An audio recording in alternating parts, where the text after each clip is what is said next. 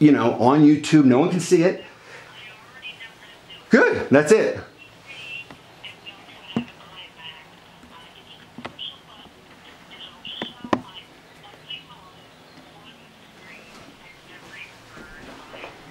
Perfect. That's awesome. So that's all. So just as a habit, let's keep doing that. You know, for anything mortgage related, at least. Hello.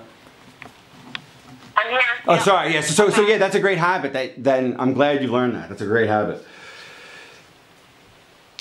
Yeah, it's pretty cool. I don't know what it's called because Wendy uses Mac and I use the PC, but I do know that there's been some pretty nasty screenshots Wait, of me. you are a graphic artist. You're a graphic artist, Nancy, who doesn't use a Mac.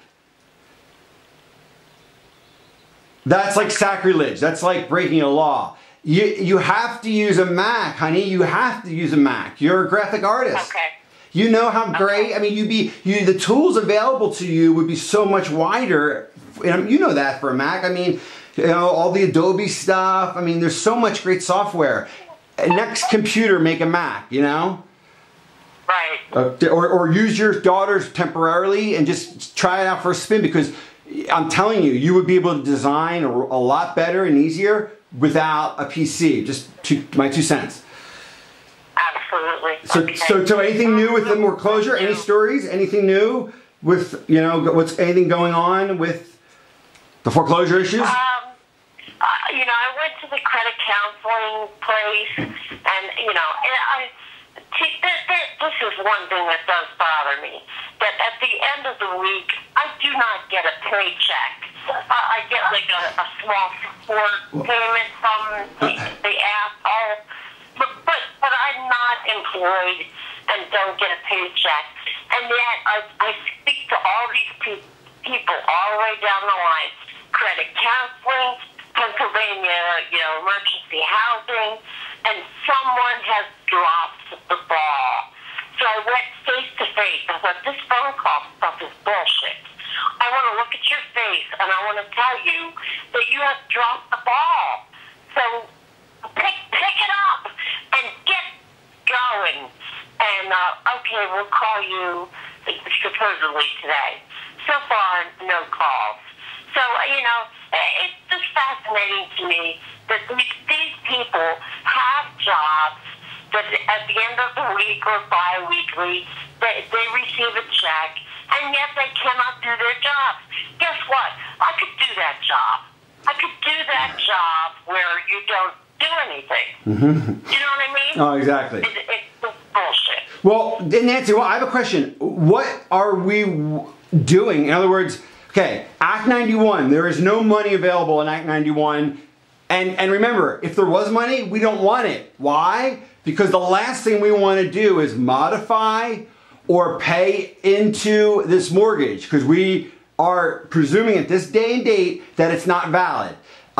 Even though you and I have to still have that magic meeting where, and it's probably going to happen now a week from next Tuesday, where I want to look at your docs, I want to look at everything with you, and I want to try to quickly confirm that it's a bad mortgage for, you know, numbers of reasons. But the point is simply that you're going to credit counseling, it sounds like, as part of your Act 91 process to defer. You know, by doing that, this is how it used to work. Get Act 91, go to credit counseling, it delays foreclosure, and then you get a decision about help from the Pennsylvania Agency for whatever housing bullshit, okay? Now, it sounds like there's a vestigial program left for the credit counseling part, because you're going to it. But what I don't understand, here's the question. Why are you going to credit counseling? Is it the only thing that is making Bank of America not file against you for foreclosure? Or like, what are they going to do for you? Because there's no money. So Clarity was Act 91, and then within that, they demanded that I choose a credit counseling center, mm-hmm. You know, and go there, which I did, and spent 3 hours with a young man that was very empathetic. Right. He used to be a commodity trader on Wall Street, and went to this, and I thought, good for you that you made that kind of a switch. First of all, that is true. That's actually very cool. And in fact, that might be a guy to keep in mind to interview. Maybe I like that. Let's keep him in mind. But Nancy, when he helped you, did you apply for money through him? Nothing. No. No aid, just credit counseling in general. Yes, free. And you know what's funny about it is like you don't need credit counseling. Your problem is you don't have money. You don't have an income right now. It's like not really a credit. It's like your problem isn't handling credit. Your problem is my problem. I don't make enough money. You know, it's like if the mortgage was legit, if your mortgage was legit, if mine was legit, I'd want to pay it, but I would be unable right now because of an income issue. It's got nothing to do with credit management. It's kind of funny, is all I'm saying. Because I'm sure it's absolutely funny. At the end of 3 hours, and again. He could not have been more empathetic to my situation.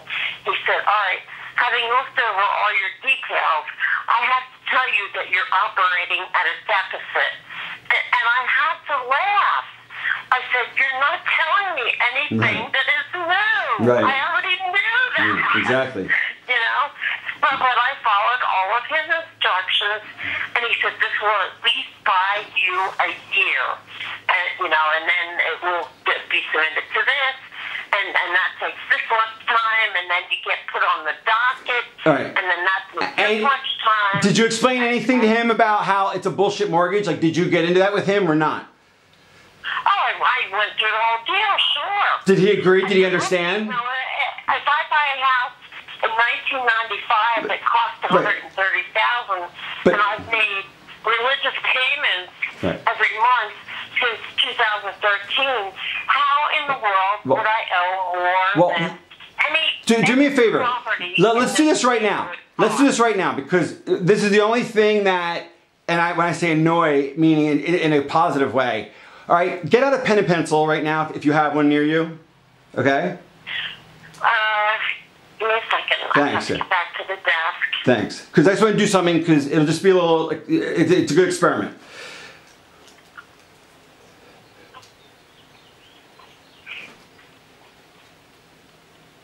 I'll tell you, T. Going to school has at least. I mean, it's done many things for me, but... Good. I'm really happy about that. I am really happy about that. It's reminded me that no matter what Bank of America tries to make me believe, I'm not stupid. I'm not stupid. Nancy, you're the opposite of stupid. You are a brilliant woman who has, I think, an emotional exposure because you got a heart of gold. Period. Well, thank you for that. That's it. That's what I think. You know, I think your greatest strength is one of your greatest weaknesses, which is you're sensitive and it's got nothing to do with intelligence, at all. My father, just get this clear. My father went to Wharton. My father bought an NFL team, okay, without any money. My father's a genius. And he still does not, believe the Federal Reserve is a private institution. Whether or not it's nefarious or not is another issue. He doesn't even believe it's a private banking corporation, which it is. And he doesn't, and initially when they went into foreclosure, he didn't want me to defend it because he said, I owe the money. And I said, well, Dad, that's the whole freaking point. I'm not trying to run a con here. You don't owe the money, and that's what I'm trying to explain to you. And on the surface, it sounds absurd. I borrowed money to buy a house. How can you say I don't owe this money back, even morally? You know what I'm saying? And that's where it gets fascinating. Beyond absurd. I am not that stupid to think that I'm repeating myself. 15 years ago, we paid this much. Well, it's not even that though, but that's second step, Nancy. That's what I call part two. Okay, let me explain. Part one of why your mortgage is bullshit is a generic list of reasons that you and I both have in common, okay? It has to do with things called standing. Who owns the promissory note, the holder in due course. It has to do with injury. It has to do with lots of things, okay? Now, those are generic things that invalidate it, okay? Those are step one things. Step two things are things unique to your case. They're unique to my parents. They're unique to me. They're all different. In your case, the biggest one is what you just repeated. The fact that you have this preponderance of payments and it doesn't add up mathematically, right? Now, that's your thing. I have a set of things that's different. My parents have a set of, like, theirs is securitized. So that's a whole nother issue. So I want to explain it. The reason why your mortgage sucks or is not right is not because of the accounting mistakes or intentional or errors, whatever. That's the ice cream. That's the a la mode on the pie.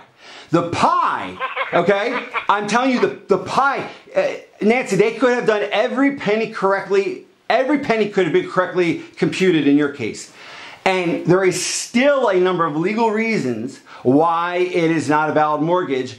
And that's why I have to see you, because we have to go through a number of documents to show what they are. Whether it's from failure to, fraudulent conveyance, so whether it's, securitization, whether it's MERS, whether it's, RESPA, TILA. There's so many things that it can be, and I'll probably find multiple reasons it is. But then it's only after that point where all these mortgages and notes have these fatal defects, as it's called legally, where you get into the minutia of your case. And in your case, it's a great one. It's one of the best I've seen in terms of the craziness. Now, here's the exercise we're going to do. You got the pen and pencil? I do. Okay, now we're going to write down the following. In what year did you get the mortgage? 1995. Okay, so write down 1995, and then to 2005, and then write down, well, I guess that's 18 years till this year right now. Let's say 17, 18 years, right? If my math is right? Correct. Okay, so then take that number times 12, and that should be like, I don't know, 300 something, Okay. whatever that is. Get a rough, whatever number that is. And remember, this is all rough. So whatever that number is, okay, now we got that number, okay? So now, approximately or exactly, what did you pay every month,